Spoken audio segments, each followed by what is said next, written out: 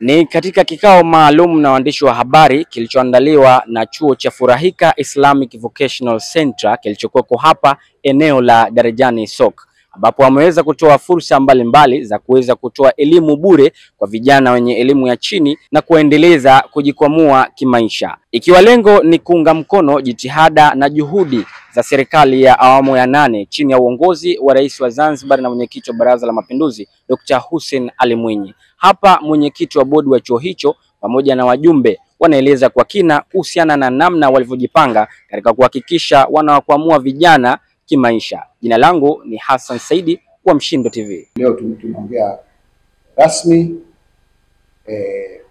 kwa kutambua kwamba mchango wa vyombo vya habari, lakini mtazungumza au mtatoa information hizi ili kuweza kuwafikia wananchi wa Tanzania kwa jumla, Zanzibar in particular.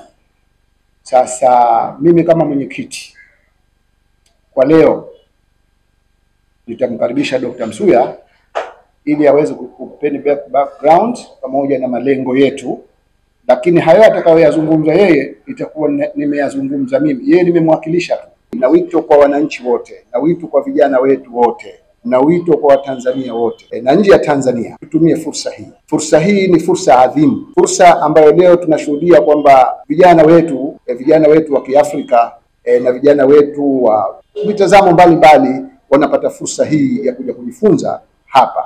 Hiki chuo hakina ubaguzi wa rangi, hakina ubaguzi wa itikadi. Sisi wenyewe tunajua tu kwamba nini tunakifanya, lakini hakuna ubaguzi kwamba mimi labda naweza nikaonekana hivi nisijiunge pale chuoni, au labda hivi na hivi nisiunge pale chuoni. Hiki ni chuo kiko katika mitazamo yetu ya kinchi. Kwa hivyo vijana kama watakosa elimu wanaweza wakawa ni vijana ambao wako mabarazani huko wanavuta unga, watakuwa wezi, watakuwa watu wa kusema uongo. Kwa hivyo wakija katika kituo hiki, nadhani fursa zitakazotoka hapa ni fursa kubwa na ni fursa ambazo haifai kabisa kuja kuzibeza. Katika mitaala ambayo tutatumia sisi katika kozi zetu hizi zote ni zile ambazo tunasema competence based curriculum. Competence based kwa maana kwamba unajifunza kwa vitendo. Na ndio maana kwamba hata wanafunzi waliomaliza darasa la 7 sio lazima mtu amalize degree kwanza au amalize masomo ya ngazi za juu sana. Darasa la 7 anaweza kujiunga hapa, darasa la 9 anaweza kujiunga hapa, 10 anaweza kujiunga hapa, 12 anaweza kujiunga hapa, ili kupata ile fursa ya kusoma kwa vitendo. Wewe leo kama unafundishwa mambo labda ya utalii, unafundishwa mambo ya uchumi wetu wa buluu sasa hivi ambao ndio kipaumbele cha nchi yetu, ukafundishwa namna ya kutengeneza mwani vizuri, ukafundishwa namna ya kuserve mwani na kufanya mambo kama hayo, utajikuta wewe uko katika hali ya juu sana.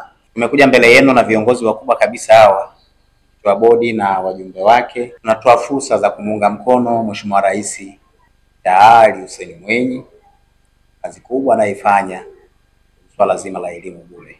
Serikali hii imejipanga, tumeshuhudia miaka hii yote watoto wanasoma bure. Lakini sisi kwa mfano wa chuo, ni chuo cha kwanza hapa Zanzibar sasa tunataka kutoa elimu bure. Kwa bara kule tulishaanza toka mwaka 2020. Sasa tukasema hii huduma isogee wapi? Zanzibar.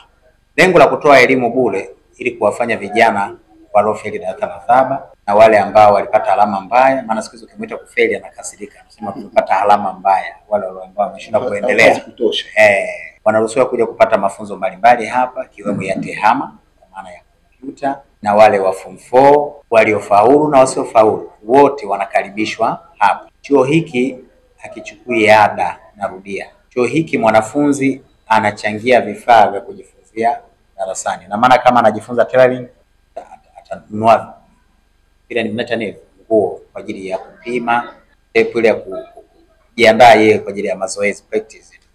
So vijana walika zote hatutamani wakae mtaani. Tafiti za mwaka 2005 zilionyesha ili kupiga vita madawa kulevya kwa uhakika ni kuwafanya vijana wanaoshinda mtaani na kukata tamaa, kuwapa mafunzo ya studies zeta.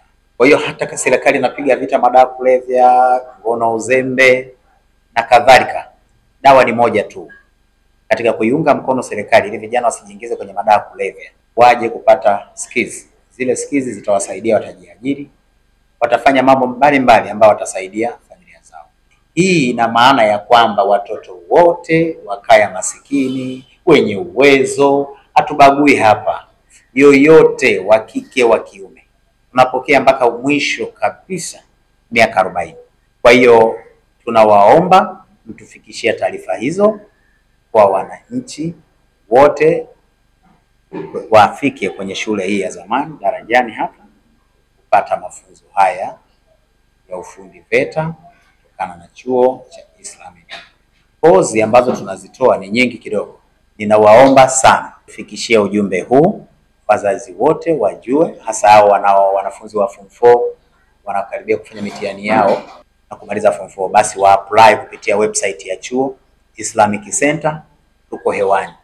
Ni kuwaomba vijana hapa, tumepata fursa hii ya kupata elimu, tena elimu ambayo ni bure, elimu ambayo itakufanya wewe thaminike katika jamii na vile vile ujithamini wewe mwenyewe, sababu utakuwa tayari una uwezo wa kujitegemea. Kwa hiyo nawaomba vijana wengi na waandishi wa habari, naomba mzisambaze habari hizi, yani ndani na nje ya Tanzania.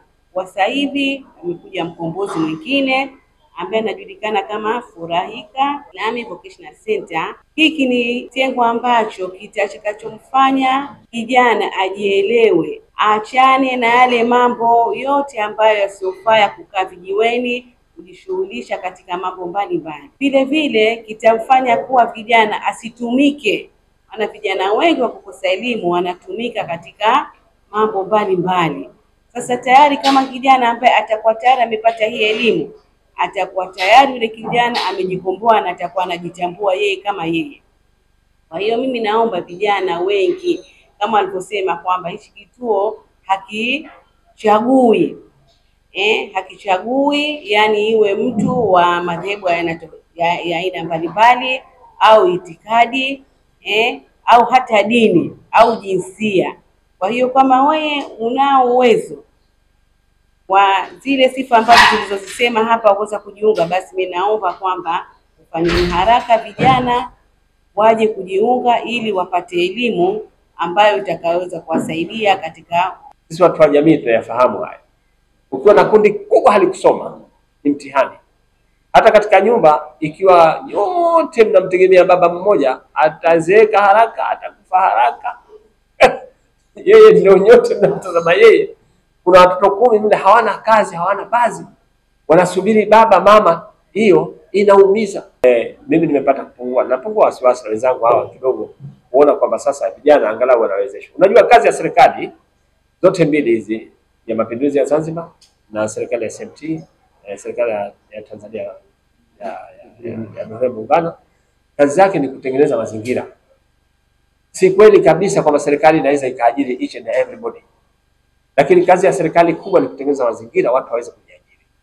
Na mwelekeo wa tunaokwenda nao baadaye hapo mbele kidogo ni watu wenyewe kuwa na uwezo wa kujiajiri kuliko kuajiriwa.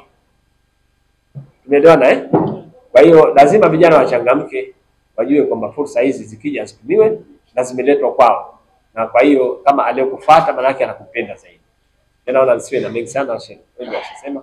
Asante sana na tunakuombeni mtufikishie message yetu. Usisahau kusubscribe, kulike, kucomment na kushare Mshindo TV.